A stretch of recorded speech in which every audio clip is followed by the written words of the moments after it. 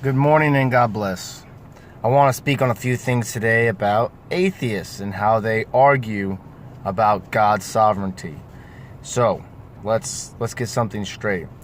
I think it's I forget who said it, or it might be in a book. If God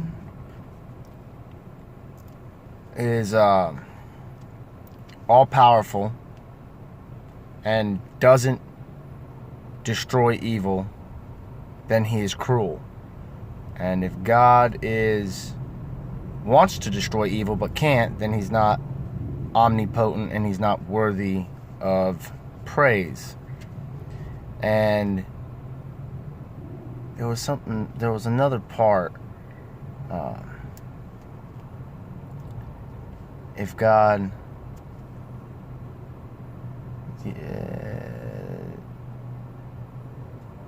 I can't remember, but we'll skip it. Here's the thing.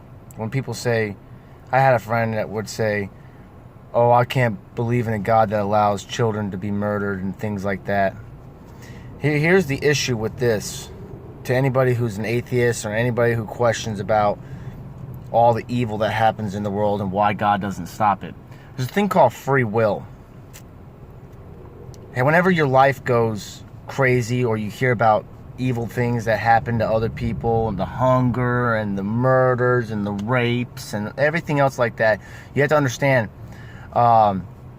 you can't say it's God's fault, because now you're saying you're comparing God's greatness and his goodness. You're comparing God to the actions of men.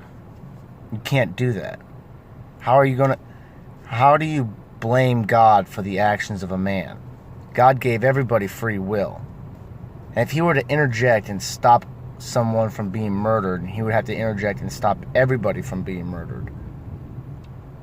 Right? Thus removing their free will. Here's the thing about free will.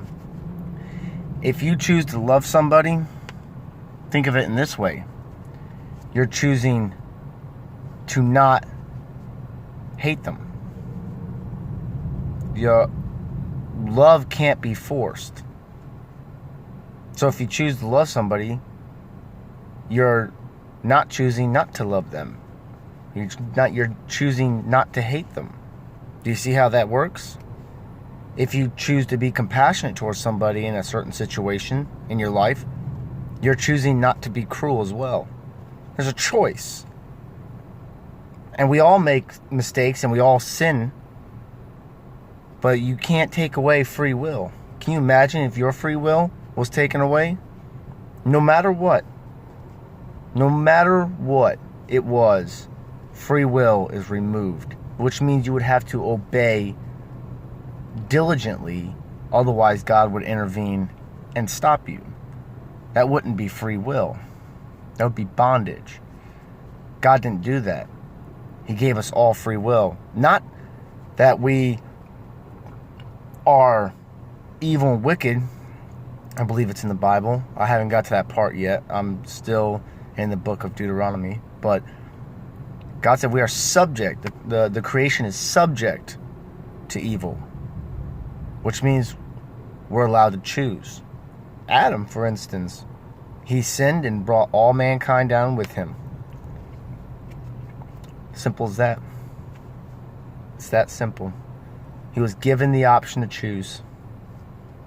That's how we were made perfect, in his image, the objects of his love, to have dominion over the world. Free will. You can't take away from that. And when I hear people blame God for the actions of man, it blows my mind away. I don't understand it. You look back and, like, if you were to read like Leviticus or some of Numbers, read that. God wanted to destroy the children of Israel so many times because of their doubt, their wickedness. They turned their back on God. They made a golden calf while Moses was up getting the stone tablets with the commandments on it. But Moses pleaded on their behalf. If God were to intervene every time, this world would be you'd see a lot more death. You would see more death if God intervened and stopped everybody. It would blow your mind away. You see, there's people that have done evil things. There's people that have committed murder, rape, people that have stolen, corruption. But there are some of those people who have found Jesus. Some of them while being locked up in prison, and have turned their lives around and became saved. And there's some of those people that have actually started ministering to other convicts and got them saved. But can you imagine if God came down with his wrath, as we would want him to, and intervened every single time wickedness was to be done on this earth? You would see so much death, it would blow. You can't even fathom it. We couldn't even comprehend how many times people would die.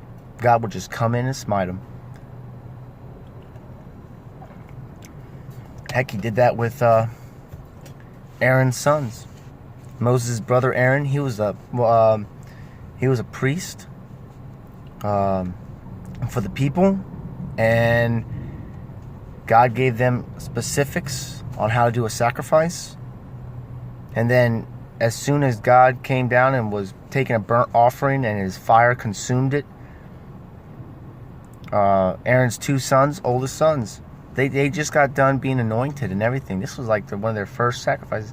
They came in and put incense and other things inside this little fire that they held. I forget what it is. It's like a container. And went and approached the fire of the Lord to offer this perverted looking fire, blue and greenish red, weird looking flames. What happens when you put chemicals into a fire. And they offered it to God because they thought it was better. Like it was going to be glorified, even though God told them not to perverse it and not to pervert it, the offering. He shot out with fire, shot out and hit both those boys and burned them alive. Burned them right then and there, Aaron's sons, for perverting an offering. Well, this is all before Jesus. So they had to work to earn their salvation. But this is what would happen if any evil, because God does not condone evil. To sin is to be in death, because it's not of God. God is of life. So if you would have to intervene with murder, he would have to intervene in lies. If he had to intervene when someone would lie, he would have to intervene when someone was being deceitful or corrupt or anything. Adultery. Look at porn. God would intervene, burn you, because it would be of death. So don't think because you're saying, oh wait, God allows babies to die or God allows people to suffer and go hungry. If God interjects in that, he has to interject in everything. And everything of sin is of death. Can you imagine God killing everybody who would sin? We would all be dead, ladies and gentlemen. You can't have that argument when there's free will in the equation. Makes no sense. But thank God that he sent Jesus and gave us the easiest thing you could ever have in your life. Salvation. So you can live eternally. Your flesh is still bound for hell, or to be destroyed. Your flesh, the body, is still bound to die, because your body is not redeemed. Your body can't be redeemed till Jesus' return. Your soul is redeemed. Your soul will live on. You'll get a new body. You have to have a new body, because the one you currently occupy is corrupt. Thanks to Adam. That doesn't mean you have to blame Adam for everything you do in your life. That just means, there you go. You have free will to choose whether to be saved or not. Choose Jesus Christ as your Lord and Savior. Become saved, redeemed in the Spirit, and then you'll see a change in yourself. Just a food for thought. I'm going to get to reading my word before work, so you guys have a wonderful and blessed day.